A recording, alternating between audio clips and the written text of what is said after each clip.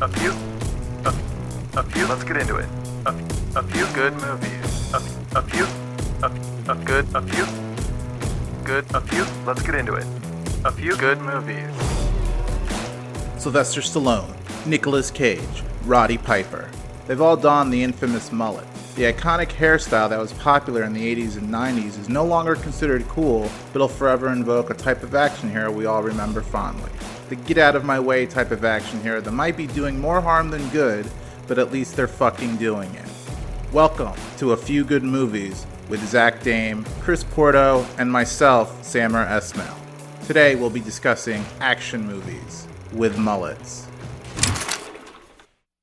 If there ever was a time to test out growing a mullet, it would be during the quarantine that we're in. Well, I think some of us don't have a choice to, we just naturally have to grow a mullet. Yeah, just naturally. I'm considering it, honestly, because my hair is... Is it because of Mel Gibson? He rocked a pretty good mullet. So let's just talk about mullets for a second, because arguably some of these characters aren't mullet. What exactly is a mullet, and why is it I think there's a variety of mullets. We should have brought a special guest on, someone that does hair. Hairstylist. Mullet expert. To really assess the mullets that we chose.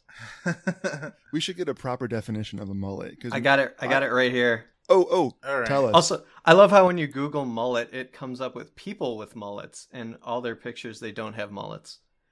Yeah, well, so that was my problem, because I Googled mullets, movie stars with mullets. Yeah. And a lot of people came up, and I'm like, that's considered a mullet? My first question is, can bald people or, balding people have mullets? Well, that was my problem with Woody Harrelson, because he is balding. Yeah. But the mullet is a hairstyle in which the hair is cut short in the front and sides, but long in the back. Yeah.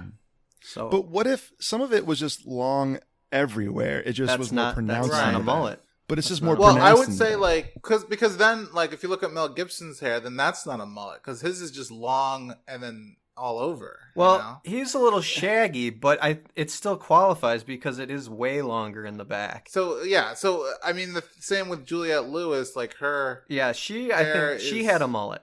That's a proper mullet, honestly. I mean, yeah.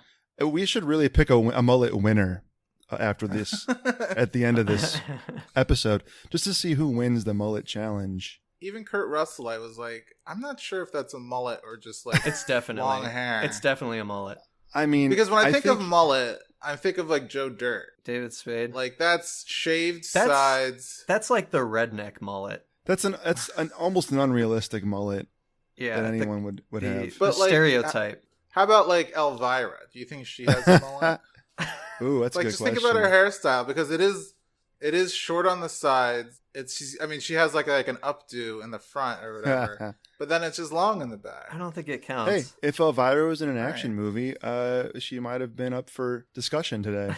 Well, I'm just saying, because when I Googled it, it was John Travolta has a mullet, and I'm like, how? He's just slick back hair. I think he does in Pulp Fiction. But it's just slick back. It's not. He's also balding. Right. That's the other issue. That's questionable. So it's hard to. I mean, but I also think that just means a lot of people in the 80s and 90s had this type of hairstyle. Yeah, absolutely. And if you watch Big Trouble in Little China, and half the cast has a mullet. And I mean, comedians also. I mean, comedies would be easy to do too, because there were a lot of comedians wearing that look too. Yeah. Right. At the time. Yeah. Well, let's get into it. Welcome to this week's episode of A Few Good Movies. I am Zach Dame, and with me is Samer Esmail. Hey guys, what's up? And Chris Porto. Hey, I'm doing great. I didn't ask you. I got nothing else. I didn't really ask tired. you how you were. You're tired? Yeah, I'm very tired. I think this is going to be a fun one to talk about today. Our topic is action movies with mullets. Specifically main characters with mullets, or... I would say a lead character. Yes. You can't just be an extra having a mullet and then... This is one of the first topics we thought of when we were thinking about this concept of a podcast. It was the first idea that was oh, that'd be interesting to kind of explore. So why did we get into this topic? Well, I mean, me personally, I thought we should do something about action movies, but we need to find a way to make it more specific, because there's so many action movies are basically there's 20 every year. And then I just like, what's the typical action hero has like a mullet? Like, I mean, I'm thinking back to my childhood, but like, arguably, a lot of hairstyles in action movies were mullets back in the 80s and 90s. So that's when I think of an action movie, which I guess now is different because I think when you think of an action movie, you do think of like short hair and like bald. Really, yeah, or bald. Oh my yeah, God, like The Rock. I would love to see Statham The and Rock. The Rock in a throwback 80s style action movie where he's got a mullet. Yeah. You know, that's funny that you mentioned that because he's rumored to star in a remake of Big Trouble in Little China. Oh, Yeah, God. So please give him a mullet. That would be spectacular. Something about the era, the 80s and 90s, really did produce a lot of fun action movies. Yeah, that's the key word, fun. Because looking back, I wonder how great they are, and We're about to find out with our picks. But thinking about the action movies now, because of CGI and because I feel like tech is such a big thing in our world, the action movies now are very calculated, and they have like a very like they're almost sci-fi in a way. Like there's always some type of new invention that they're trying to get or like steal from someone or whatever. I mean, they're VFX heavy where there's a lot of previs involved with action movies, as if it was like a sci-fi movie, something with a lot of prep work needed, which actually, that's funny because I feel like mullets do add a layer of difficulty to VFX shots where you have to roto around the mullet lines. So a bald head is actually a lot easier to key out. So yeah, maybe that's why true. That's why the trend of mullets went away, because it's a lot harder. And back then, that's funny. It was all practical effects, so they could just get away with it. They were just really blowing shit up. Yeah. It also doesn't like the mullet isn't like a very practical hairstyle. Like especially if you are someone who is a cop or a detective or whatever, No. you kind of need to be more sleek and Well, I mean, to be fair, for example, like Mel Gibson was an undercover cop. yeah. So he's supposed to Yeah. look the part. He also had a death wish, Yeah. so he, Right. he didn't give a shit if someone grabbed that mullet. And Yeah. took him with them. Right. Ooh, but back to my argument, I would say in the era of the 80s and 90s, when there was a lot more practical effects and just shit blowing up, stuntmen were doing a lot of this work. Probably easier to cover up the face with a big flowing wig than it would a bald head. Yeah. So that actually benefits them more, the mullet. Yeah, look. you're right. But I mean, I think I just cracked the code. I think you're right. I'm thinking of that episode of Barry where Bill Hader has a bunch of stunts. Have not But watched Barry. Oh wow, do you watch Barry, Chris? I have not seen it. So Bill Hader plays like a ex-Marine in the show. He has to do all these stunts where he's like fighting a martial artist and fighting a little girl who's also a martial artist. And he has to do all these stunts. And the way they kind of got around it, at least this is what he says in interviews and stuff, is that they like very early on he has to wear this like ski mask. So it's just like you can't see his face. It's just a person in a ski mask. You can just hide as Bill Hader. Nice. And then he gets like punched in the nose, so he has like a bloody nose. So it's like his face is all bloodied and bruised. So then you can still hide a stunt guy Mm-hmm. Yeah. under that, it's just awesome. And he directed that episode, which is impressive as well. So what do you consider an action movie, and why are some things not action movies? That's a really good question. And I don't think genres are that cut and dry, right? Like I agree. they're just not. Yeah. I think it's just sort of a feeling. It's like wasn't the Supreme Court their ruling on pornography is I can't define it, but I know it when I see it, Yeah. right? Is that true? That is a quote. I don't know if it's the Supreme Court or some judicial body or something. Maybe this is just from a comedian, but I remember Bill Hicks has this quote that says pornography is a porn or fornication without artistic merit. And I'm not sure where he got that quote from, but to me, I was like, okay, I guess that makes sense. Like, it's not art. Pornography isn't artistic. It's just showing it, basically. Yeah. It's more like just to be titillating than not. Okay, the pornography thing might be a good way of honing in on it, because in pornography, like, sex is the thing that you're making the thing for. So that is the objective. So sex in like a dramatic movie, it's not like you're making this thing for the sex. It is to show it's the drama. It's whatever the story or whatever. It is. It's whatever the theme of the movie is, or it's trying to get across some kind of emotion. So maybe it's like, what is the intention of the sex scene? So what is the? Well, let's just bring it back. What's the intention of an action movie? I think action To thrill.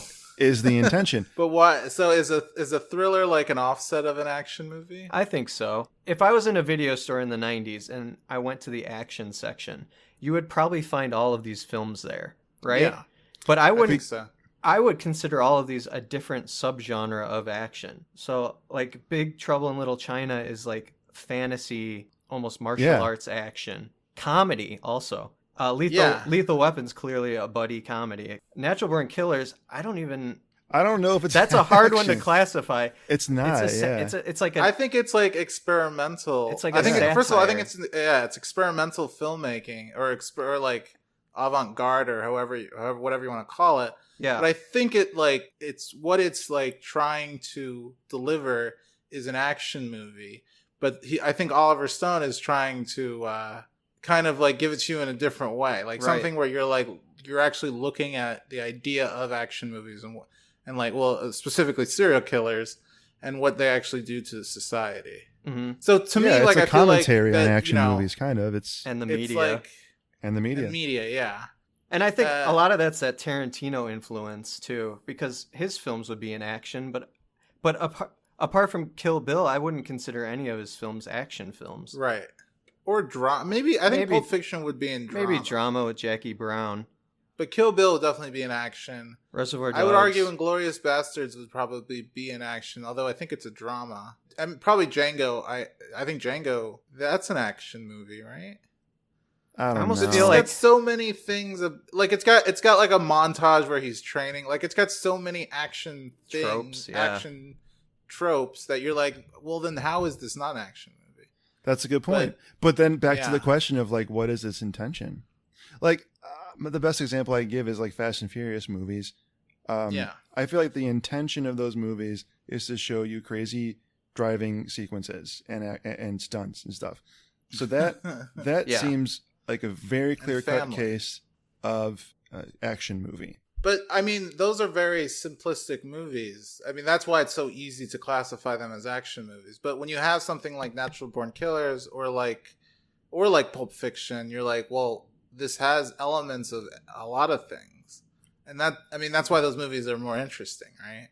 Yeah. Because like, what do you consider like The Social Network a courtroom drama? Because to me, it's like a courtroom drama with a Sorkin spin on it or a Fincher spin on it. And you know, it's not like A Few Good Men where that's like it's obviously a courtroom drama. And that might be like the pinnacle of courtroom dramas. But to me, The Social Network, like it's like they're not in a courtroom, but they are discussing like the legality of Facebook and whatnot. So I guess my point is like, if we want to argue, if we want to talk about like what like how do we specifically label these movies as genres and whatnot, I think like you just have to go on how you feel. Like you said, like I know it when I see it. I think we've done as good of a job as we can of in good faith picking movies that are of the action category, and that's all you can ask for, really. Well, let's get into it. Now I'm all right. up. Do you guys mind if I go first with the Go movie? for it. Let's do it. I just feel like it's a nice way to ease into this because it is probably the closest to exactly what anybody's thinking when this topic is broached. So I chose Lethal Weapon. You ever met anybody you didn't kill? Well, I haven't killed you yet. Well, don't do me no favors. It's a pretty obvious choice, I think. I was interested in watching it again because I don't remember the last time I've seen the first one. I feel like I'm much more familiar with maybe 3 and 4 because they came out when I was old enough to see them. They're kind of goofy, but it makes you forget how like genuinely good the first one is. I think if the first one is also goofy though. It is goofy, but I just wanted to take another look at it because it had been so long. First question I have for you guys: why is it that everyone harps on Die Hard being a Christmas movie, but not Lethal Weapon? They say Merry Christmas a million times. There's always a Christmas movie on TV. There's a Christmas tree. They're always talking about Christmas. And they're both in L.A.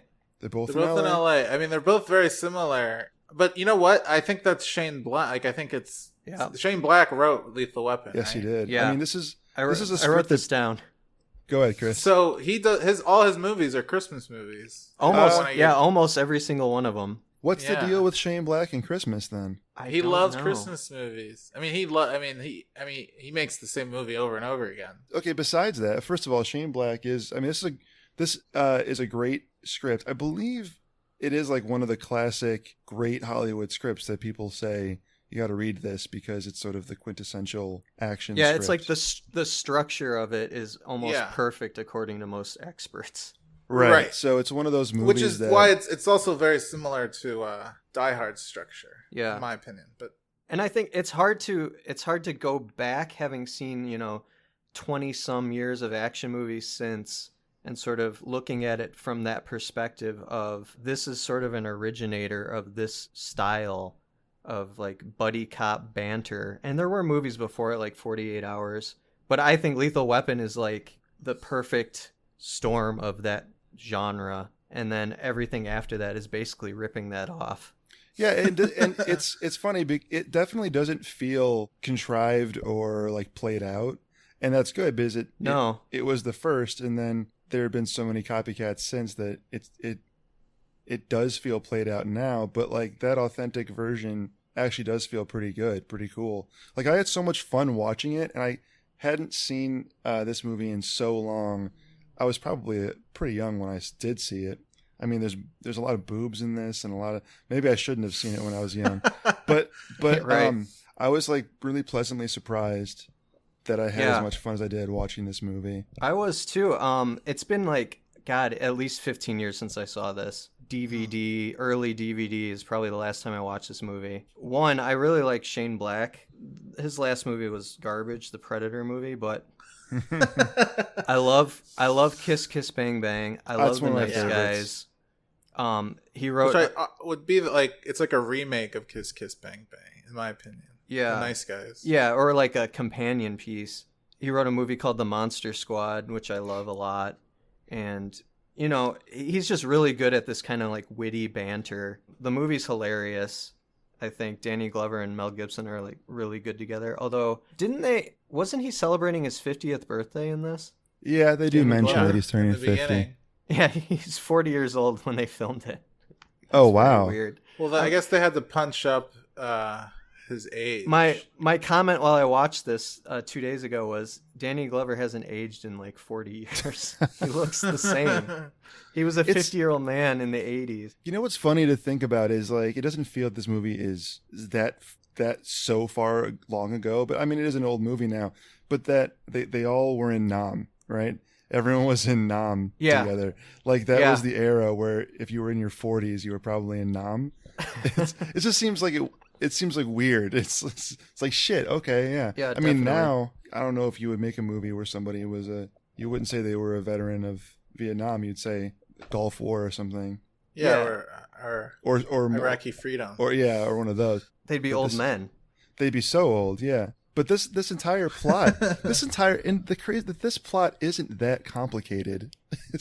No, it really No. isn't. It's just some former Vietnam guys in an organization that decide they want to start selling, or not decide, but they secretly sell heroin all over the country. Yeah. Right. That's it.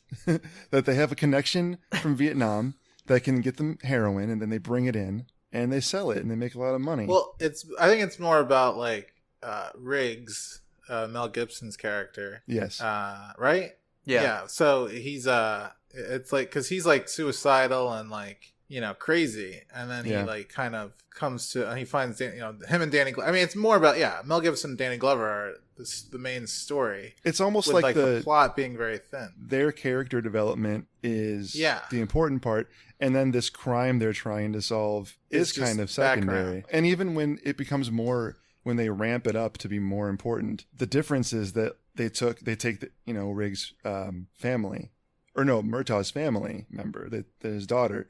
That's when it becomes the ramp up is it's got to become more personal for them, because the plot on its own, like the crime on too its own, thin, isn't really that big. Oh, that's what they say in the movie too. It's so thin. And there's not Yeah, even it's self-referential. there's not even that much major action in this film. I was surprised. I sort of remember it as a bigger action movie, but the part with the daughter in the helicopter, like that's the only big scene in the film. I think there's some shootouts. I think there's a decent amount when he's like tied up. I mean, I guess it's not actiony, but it is like suspenseful and and like when they're running around LA. Like the one thing I did like about it was like it's set in LA, and I could look at these streets and be like, oh, that's what LA kind of. Oh my god, I had so much fun. It's actually such a joy to go back and watch movies that were filmed in LA before I moved here, because I was just looking for locations that I recognized, and there were plenty of them in this movie. Yeah, Mel Gibson eats like a hot dog in front of the Wiltern. In front of the Wiltern, yes. Like I could walk there from here if I wanted to. There are so many times when they save the guy who's on the ledge gonna jump. Yeah, that's a very famous. That's a very famous building in like Mid City, maybe West Hollywood. Right, and then and they're like running the part where they're running through the city. You can see Musso and Franks in Hollywood. There was another part where at the beginning, like some minor character is talking to Murtaugh about 70s cops versus 80s cops. The 80s cops are sensitive. Yes. Yes. I wrote that down. Is that the scene where the guy said he cried himself to sleep? Yeah, and he's like, was there a woman in there? I thought that was so funny. That's why I was crying. This movie is so old. Yeah, it's an old movie, but I think just the dialogue and the way the characters act is sort of a little bit modern still. At least that's the way I felt watching it. That's interesting. That exchange was part of that, actually. Yeah. But like, when modern. I think of an 80s film, I think when I think of an 80s movie, I think, oh, they're going to be sexist, they're going to be racist, and they don't do either of those things. Well, let me ask you a question. Or what I wanted to say earlier about Lethal Weapon is like, even though Danny Glover and Mel Gibson have some great chemistry together, I don't know if Mel Gibson's performance is like great. Like, I think he's overdoing it a lot of times. And maybe that's just like the appeal to the movie. But I also think he slips into his Australian accent. A couple times. There's a whole scene where he's doing it, and I was wondering what the hell was going on. I'm like, but he's crazy, so maybe they just like left that in, and they were like, well, you could just put it in as he's crazy, you know? But if we can just speak about the performance for a bit, like even Gary Busey, this is such a weird character. I know this whole movie is weird. I was going to say, I think this might be Gary Busey's most sort of even-keeled performance I've ever seen of Gary Busey. Yeah, probably this is a normal Point Break. Yeah, he's just a normal guy. You know what I found interesting is how things happened so quickly in this movie. I mean, they make a lot of progress quick. Yeah. The second that they figure out that Tom Atkins reveals it, boom, dead. Then they go to like investigate the girl, boom, she's dead. And then they got to go because they've somehow already kidnapped his daughter. Boom, got to go to the house. They mean business, those bad guys in this movie. They take care of shit fast. Right. They always seem like no fucking around. They always seem to be conveniently yeah. Which is why, like, with action movies, I guess there is like a sense of absurdity, right? Because if a lot of these things just happen, especially the ending where Mel Gibson's fighting Gary Busey. Oh my god, I want to talk about the ending. Oh my god! Like all the cops are just watching it, and Danny Glover's like, "Should I help? Like, let me shoot him." And he's like, "No." It's like, what is the end game here? Like, you have to arrest him. It's just he's pride. Surrounded. But even Gary Busey, why doesn't he be like, "I'm fucking surrounded"? So ridiculous. I know, and that was the part I really wanted to comment on. Is like, there's no reason for that fight. That is just purely the machismo of. Yeah. I just want to see these two guys are gonna fight, duke it out. I just want a quick comment on that fight scene though, because it's god awful. It is messy. Did you guys kind of notice how terribly shot it was? I remember it being real dark and kind of hard to see what was going on. It's very real close dark. Up. There's water everywhere. You don't see any impact on any hits. Yeah. And they probably shot that in like an hour. It's so bad. Well, neither of them are particularly good fighters either.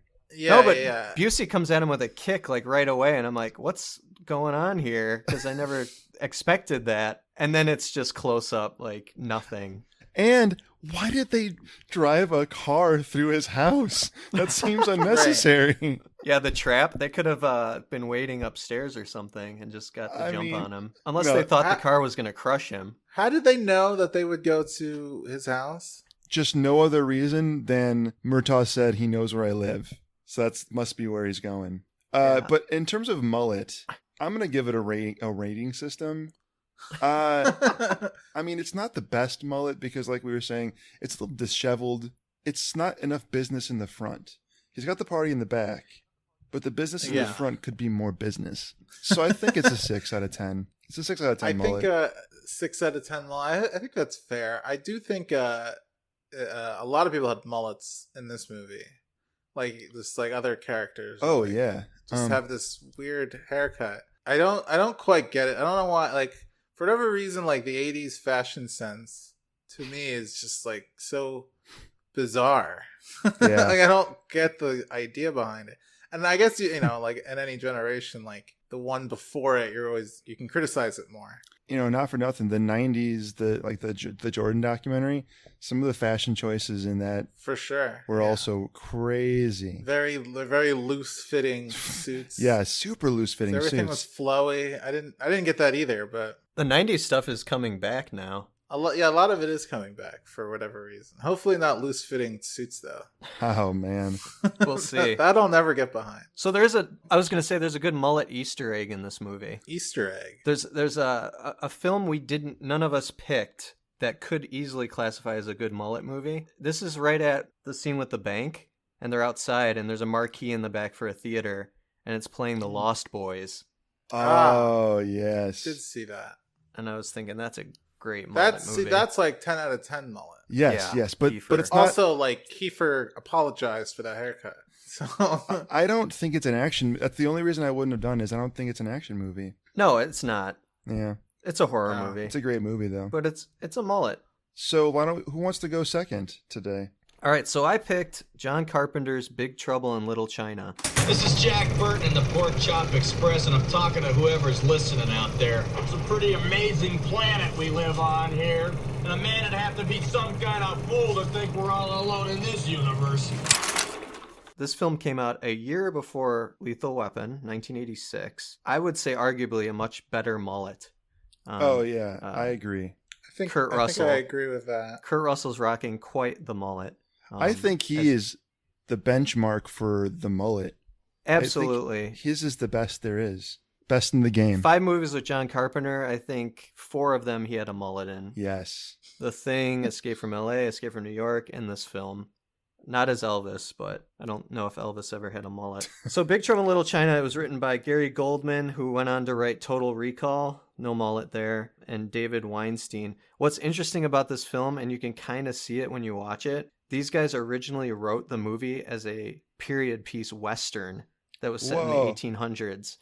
So originally, Jack Burton was a cowboy, and instead of his truck being stolen, it was a horse. Wow. And a lot of it, sort of, you can see the sort of Western parallels in this movie. Well, his diet, his talking cadence. He's based that on John Wayne. Wow. Oh, yeah. Yeah, you could absolutely get John Wayne out of that. Well, there's a guy with like holsters and 6-shooters at one point too, I think. Yeah. Well, John Carpenter thought that script was dog shit, so they brought in someone to completely rewrite it, and that's what we have today. I love this movie. I loved it when I was a kid. I brought the VHS tape on one of our field trips. I remember we watched it on the bus. That's a classic memory of mine. That's where I saw this movie for the first time, was on the bus. The field trip. I don't know what grade that was. 6th or 7th? No, it was 4th grade. We went to Indianapolis. 4th grade? Are you serious? I'm pretty sure it was 4th grade Indianapolis. All right, so I was into weird shit when I was a child. I really enjoy this film. John Carpenter is probably one of my favorite directors, American directors. This isn't what I would call one of his best. I think it's probably high mid-tier Carpenter, under like The Thing, Escape from New York. Yeah, I like Prince of Darkness more than this also. I really love Big Trouble in Little China. I think it's an easy film to watch. You can turn your brain off. I was going to say, I did turn my brain off. Yes, you have you have to. But I think it's fun, and I think a lot of that is the dialogue and the banter between the characters. John Carpenter wanted this sort of 1930s Howard Hawks style dialogue where everyone's talking real rapid fire and wisecracking, and I think it's really entertaining. And then, of course, the other aspect of it is the fantasy and the martial arts stuff, which at the time in America there wasn't anything like that. There was no kung fu films in the mainstream, maybe some Bruce Lee stuff, but John Carpenter sort of saw a film called Zoo Warriors from the Magic Mountain, which is an early 80s Hong Kong fantasy film. And he said, I want to do a movie like that. And that's where all these like fantasy elements come from, and the Chinese like mysticism. It's really cool. His original choice for Wang Chi, who's arguably the hero of the movie, right, was Jackie Chan, which I think is amazing. Oh, wow. They saw Jackie Chan in, I think it was Battle Creek Brawl, and were like, his English is not very good. He can't do the movie. So, yeah, I remember watching this movie because I don't think I did watch it as a kid. And I think that's why I have such a love for it, and you might not. Because I think if I saw this fresh today, I'd go, that's so goddamn cheesy.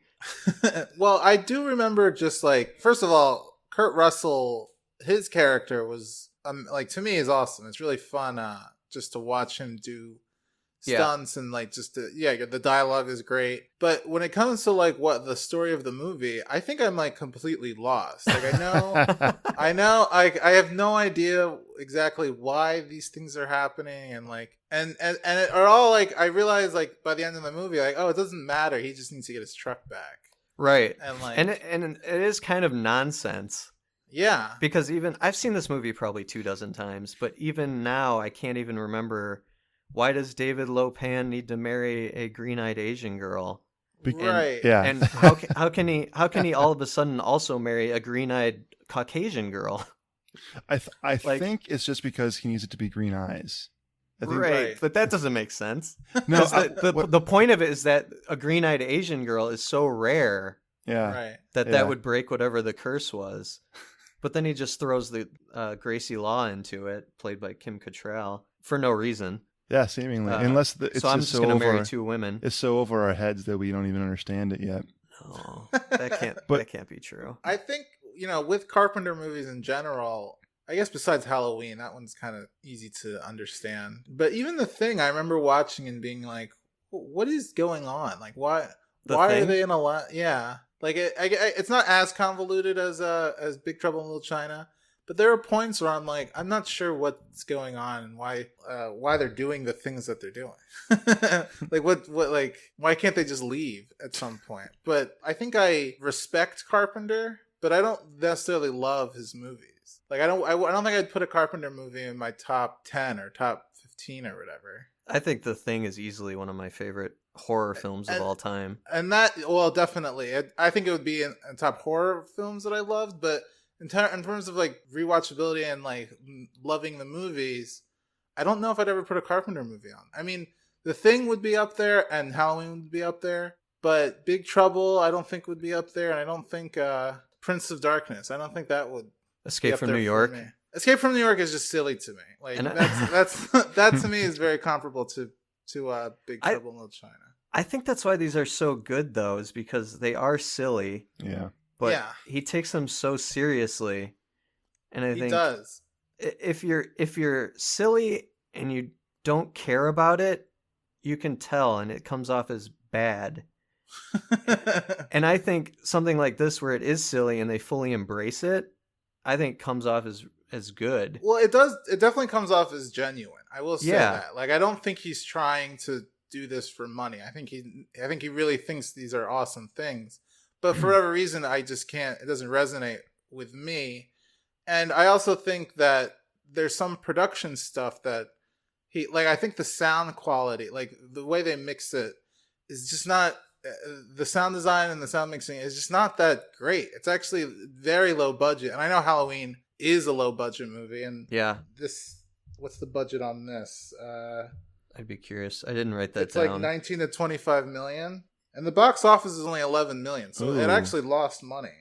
That's not good. I think a lot of my favorite films have lost money at the box office. Which is great. Like, I don't necessarily care that it makes money, but when you have that kind of a budget, I mean, I guess it was a small budget. No, in the 80s, that actually Yeah, that's Like like huge decent- compared to that would be huge today, probably Yeah, $25 million. I feel like the sound should be better. I mean, Yeah. that bugs me the most in movies if the sound isn't great. And nowadays it's so easy to make the sound decent that Yeah. it's just like whatever. But I get in the 80s, 90s, you can't make the sound as great as you can. But when you have that kind of budget, you can. So why not do it? But I think that's an ongoing thing with Carpenter movies in general. Yeah. I also think maybe he doesn't care as much about that aspect of it. I think a lot of it, a lot of the tone of his films is set by the music, which he does. Which he does yeah. most of it. And I feel like that sort of like droning synth music sort of sets the tone for the film. And I don't know, the sound thing is interesting because I didn't really notice it as much. I'm also watching this with rose tinted glasses. So the stuff like that doesn't bother me. That is like such a footnote with Carpenter. Like he knows where to put the camera, how to make it any scene suspenseful and make it genuine, like we said. And then the music just makes it so much cooler. Like I will listen to just the Halloween theme music in my car, just driving around. You can't really say that about a lot of movies, but he knows how to make great music and put it in his movies and make the scene better because of it. So like when I complain about the sound, I don't necessarily mean like it's trash because of it, but it makes me like it disappoints me just slightly because I think it could be an interesting or a better movie because of that. And yeah, that's my gripe with Carpenter. Albeit he's still a great filmmaker. I would never call his movies technically competent. The effects are great. Like The Thing obviously is like a benchmark for practical effects. For sure. But, apart from using the wide aspect ratio and all that, I don't think any of the films particularly look amazing. They look very much of their time. Right. And I don't know, if it was slicker, if it had better audio, I don't know if I'd like it as much. I think that's part of their charm. It kind of you might be right. That's why I like it. Created sort of, yeah, practical, a lot of practical stuff going on. Like the so effects. Much. The effects are kind of cheesy. Like the lightning is. I mean, I don't know at the time. But maybe even that in this for the time, it looks pretty damn good. When I was seeing the lightning and the green effects above the brothel, whatever the hell that was. Yeah. I was thinking, wow, this looks pretty good for 1986. You're right. John Carpenter movies feel like fans of movies making movies. Yeah. And that's like the beauty behind Carpenter. But with that in mind, it's like, well, I wish you hired a sound guy that knew how to like make it sound cooler. Especially since Fox, released the film. And you have Kurt Russell, which I think was a big star at that time. One of the biggest stars. I think what I had read was that he was coming off a series of flops. Oh, interesting. But yeah, it's interesting how we think of Kurt Russell now, and all I can think of are really good movies, Tarantino films, and I don't really think about like, this guy was acting as a child in Disney movies. So he's been around for 40 some years. Yeah, when I think of Kurt Russell, I think of Big Trouble, I think of Escape. I guess I do think of Death Proof. What do you think of his mullet? Let's talk about the mullet. I think of his mullet. Does he still has like long hair in Hateful Eight. Did he have a mullet but it's not a mullet. in Grindhouse? He had that kind of look. It was more of a pompadour. It wasn't long in the coiffed. back. Yeah, a bit of a coif. So when I watched this movie, what I kept thinking is, like you were saying earlier, I don't know what the hell is going on in this movie, but I'm enjoying the ride anyway. The world building is so strong. I want to be in the world. I'm just like, I want to ride in that truck. It's almost sort of like Goonies for adults. It's just, I'm going to live in this. Yeah. I'm going to live in this world for an hour and a half and just enjoy the adventure of it.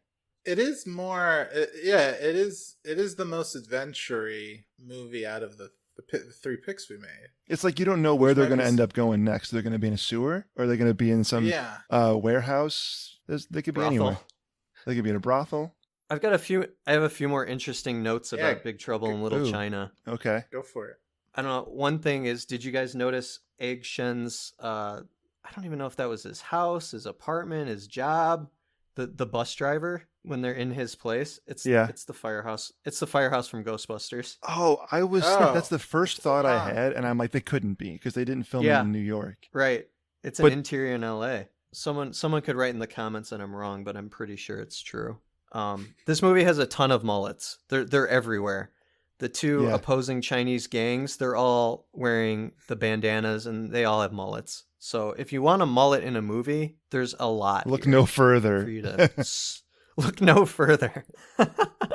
I think this movie it's weird to call it influential, but if anyone's familiar with Mortal Kombat, it basically took Raiden and Shang Tsung from this movie. That's what they based those characters on. Well, also, video games have taken... Snake Plissken is taking Metal Gear Solid. Yeah. Escape from New York. So John Carpenter has a way with video gamers. Yep. I will say Lopan is so funny. Lopan is great. He's and hilarious. James Hong is so awesome as Lopan. It's pretty much two roles also because he plays the decrepit old version. Yeah. And then the sorcerer version. That's a great villain, I think. And also, I forgot that isn't there that image of him with his like translucent skin and the light shining out of his eyes. Yep. And that's a coronavirus meme now. It's a coronavirus meme. So I don't even know if people know it came from that movie, but sure enough. I guarantee 99% do not know. That's what happens when you drink there it is. When you drink Clorox and shine a light up your ass, I believe is the exact. Put a flashlight up your ass. Another thing I like is they drink an invincibility potion at the end of the film that basically explains away the fact that they're all going to survive that final battle. And then the last thing I'll say is that when I originally saw this movie, I think I sort of identified Jack Burton as the hero, but rewatching it, he's clearly not. It's Wang Chi, the friend, and Jack Burton's the bumbling sidekick, which I think is a great flip-flop of that scenario for a movie this old. You know, he knocks himself out for one of the fights, and he's always getting his ass kicked. And yet they keep saying, like, it's we great. need you, man. We need you to keep coming with us. Yeah, they need him to take all the hits. Isn't that, that one scene where he's like, you never shot someone before? Oh, yeah. Is that like his first time? I mean, I didn't quite get that. Was that the first time he shot someone? He was probably in Nam, right? Absolutely. Yeah, but it's funny that he is the hero. Like, he is like, the way it looks is that he is the hero. Like, it's focused on him. Yeah. But he is totally not. So, what I will say is, please don't remake this. We don't need The Rock to star in this movie. They'll make him the hero. He'll probably have the Asian sidekick. They'll bring some famous Asian actor over and probably ruin his career, as they tend to do. Just don't do that. Well, that's Big Trouble in Little China. All right, everyone. Well, let's move on. Sammer? So I picked Natural Born Killers. It's just murder, man. All God's creatures do in some form or another. I mean, you look in the forest. We got species killing other species, our species killing all species, including the forest, and we just call it industry, not murder. We could argue till we're blue in the face about whether this movie's action, whether like Woody Harrelson or Juliette Lewis have mullets. But no, there's no arguing that they do. Yeah, I think Juliette definitely has one. She's the winner of the mullet. Yeah, I think her mullet's pretty cool. But I think like with women, they can pull off a mullet easier because naturally they have long. Like a lot of women have longer hair, so having long hair and just having like some cool hairdo in the front. That's like pretty cool. That's like that's okay. Yeah. So anyway, this movie when I first saw it, and I didn't see it as a kid. I did see it when I was young. I guess I was in high school, and it just like blew my mind about what they could do with cameras and how they could make a movie look like 6 different movies, and how like it's just insane that they can just do this in a movie and pull it off and make it seem cohesive and tell a story. So the story is that Woody Harrelson and Juliette Lewis are these crazy natural born killers. And they go on a killing spree. Well, I guess so beginning he like takes Juliette Lewis.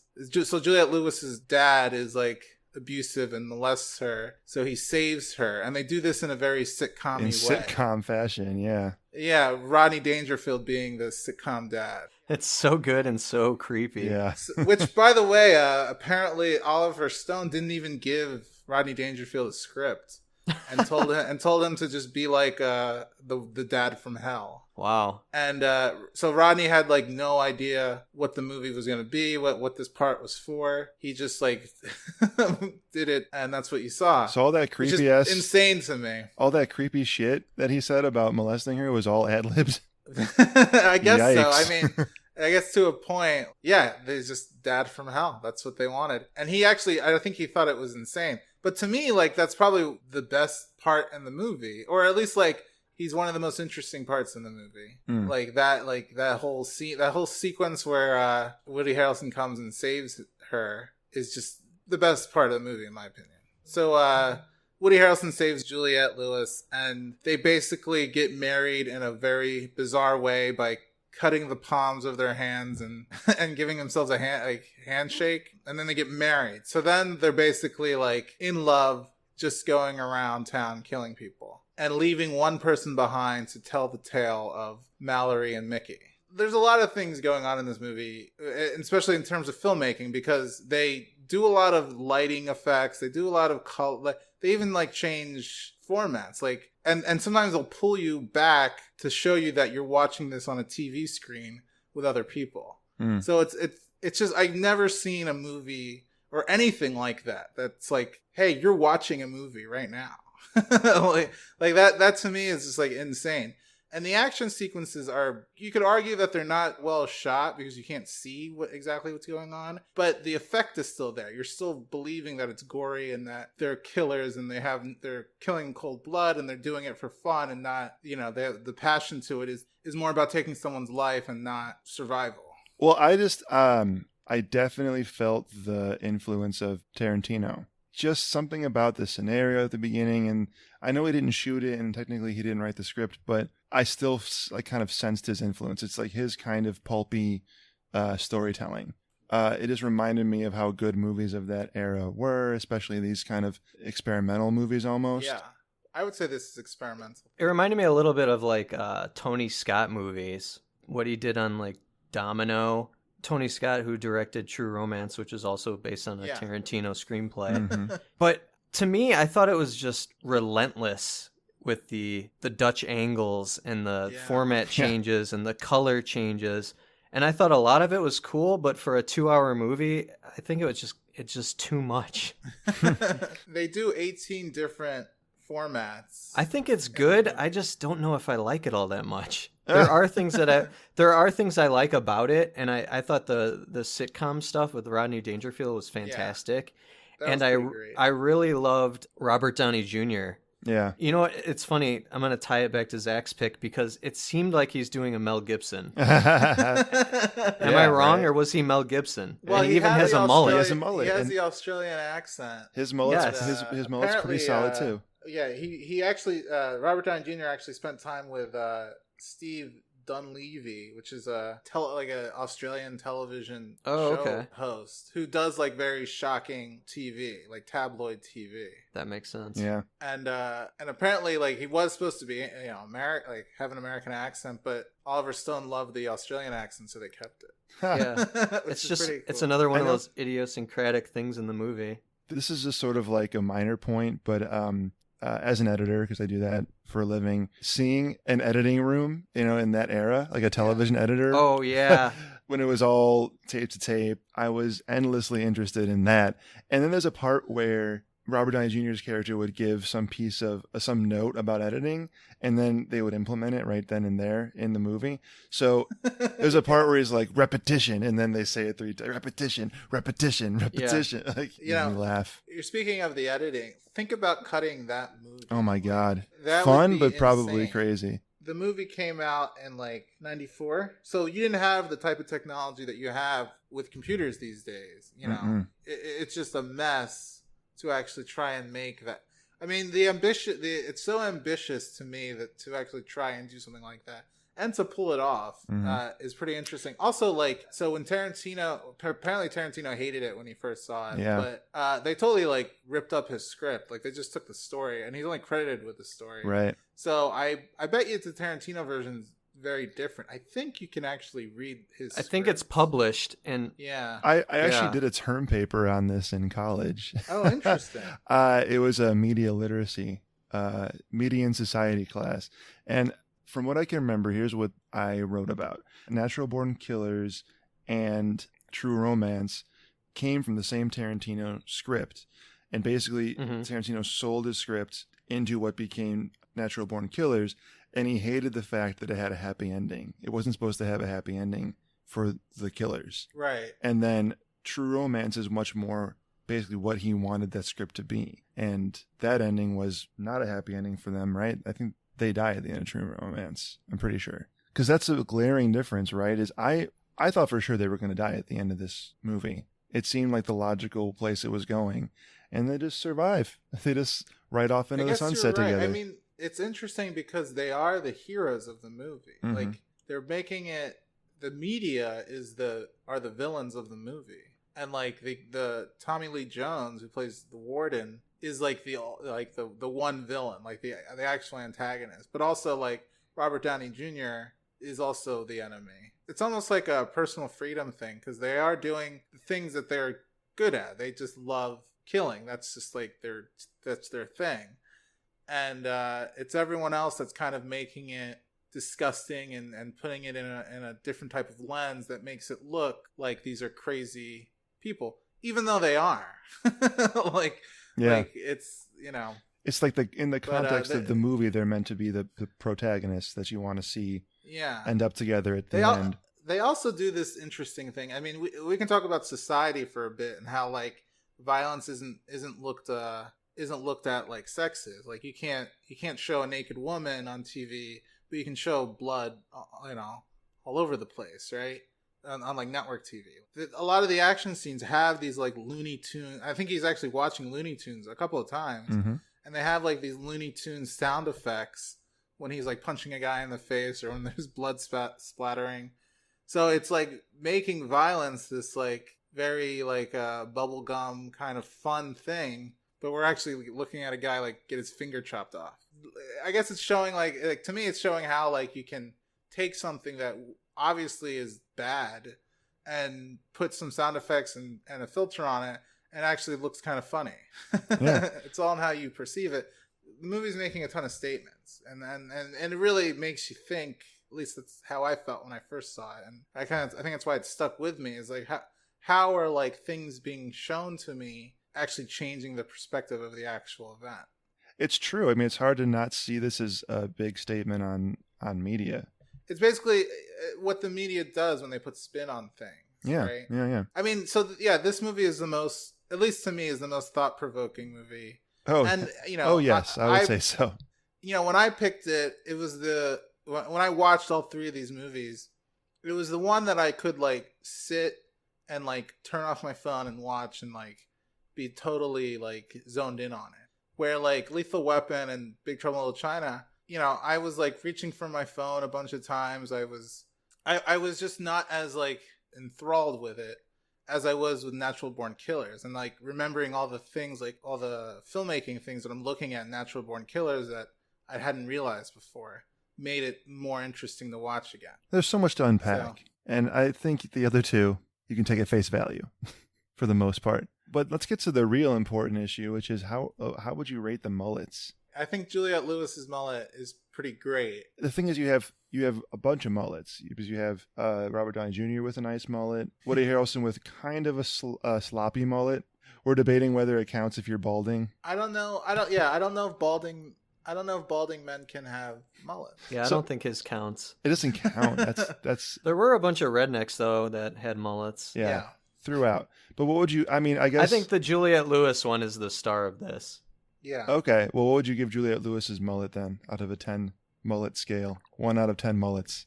I I would give it a 10, but I think it's hard. I think it's easier because she's a woman. I don't think it's a 10 worth. I think it's a 7. I think it's a solid 7 mullet. I think it's okay. It's 7 a 5 mullets for me. That's a 5. That's a 5 for me, dog. Yeah, it's a 5 for me, dog. Well, let me ask you a question. Do you think mullets are cool, or do you think they're just No, I hate them. I don't know. I gotta That's say, my though, point. Kurt Russell's a 10 out of 10. Yeah, that is a 10 out of 10 mullet. That is 10 out of 10. that is I agree. like Let's go back. I mean, Kurt Russell, he just looks like an all-American guy, and like, but I don't know if Kurt Russell is like attractive. And I get like in the 80s, being attractive is very different to what it looks like now. But I'm just like, is Kurt Russell an attractive person? That's interesting. I don't know if I've ever heard anyone pose that question. I thought it was just assumed that he's a good-looking man. So you do? So you think he is attractive? I mean, we're talking about Captain Ron here. Come on. Yeah, Snake, Plissken. I mean, he's got that chiseled square jaw. he does. It's funny because I think that kind of look has gone by the wayside, and like Timothée Chalamet is considered the best-looking guy in Hollywood. And Yeah, but he's- we also still have The Rock headlining That's movies. true, but even The Rock, yeah, I guess you're right. But I don't know. Do people think The Rock is like good looking? Oh, I think they he's do. just like I a think monster. they definitely do. I think they do. Interesting. He's not a monster. I don't know about It is. that. He's, Well, he's not just a like monster. he's like beyond human. Like to me, when I look at him, I'm like, oh, that's The Rock. That's not even a human being. Yeah, I think it's too much. But like with Timothée Chalamet, like people, like women will go crazy for him, and I even don't like I don't get you know, it. But he looks nothing like the typical guy in the 80s. No. Like, I couldn't help notice they make Kurt Russell seem to be like the most attractive guy in that movie, and it's like I don't know if he's even attractive. but It's a different time. I guess in the 80s I would have thought, or like women would have thought that. The answer is yes. Yeah, I think they did. Yeah, I think that the proof is in how many movies he starred in. Right. You know who didn't? We didn't do a Swayze movie, and Swayze, he rocked some good Yeah. mullets, but he didn't really do action movies, though, did he? Sure, Roadhouse, Point Break. Oh yeah. Oh Uh, Jesus, no one did. What Point was the other Break. one? Next of Kin. Oh, man. It's kind of an action movie. Well, that actually, Yeah. you know what? That leads me to a good. You fucked up. I think the segment we want to start doing is a little bit of honorable mentions because I'm sure everyone's Ooh. screaming Yeah. about movies that we should have done. And, Yeah. we're just going to make our choices because you got to make 3 choices out of all the tons of movies out there. Yeah, I guess this is an action movie, but MacGruber was the only one that I would actually think to do that's more modern, and that's a funny movie. And he's got such a but I think it's kind of cheap because it's a commentary on these movies. Right. Yeah. It's like an spoofing SNL these types of movies, skit, so it's yeah. like, am I gonna pick the one that spoofs this idea? I don't know, but What did you say? Somebody brought one up earlier that was a good. Oh yeah, anything with Swayze in it would have been a good pick. yeah, Hard Target. Anything with Jean-Claude Van Damme of a certain era. That was my almost pick. So there's a But bunch I in didn't- that category. I mean, I think Die Hard would be my pick if there were a mullet, and you can argue Alan Rickman might have a mullet, but he does, but he doesn't. So, but that kind of era action movie where the guy is he's not like super fit. The main character isn't super fit, and they're very super confident for no reason. That's the kind of action hero that I think about when I think of action heroes with mullets. Yeah. Yeah, because if you have a mullet, you don't give a shit. Clearly. So, Yeah. Well, I think this has been a very fun adventure into the world of mullets. Yeah. I mean, I think we learned a lot about ourselves, about each other, and we've learned that Kurt Russell is Yeah. the king. He's the king of the mullet, if there ever was one. He's I think he is. he's up there. top 3 for sure. All right. Well, that was a great episode, guys. That about wraps it up here. Thank you so much for listening. As always, you can find us on social media. Sam, take it away. You can find us on Facebook, Twitter, Instagram, and YouTube under A Few Good Movies Pod. And feel free to email us at afewgoodmoviespod@gmail.com. And stay tuned next week for a mini episode where we'll talk about what we've been watching, playing, reading, but most importantly, where we'll announce the topic of our next episode. All right. Looking forward to it. We'll see everyone next time on A Few Good Movies.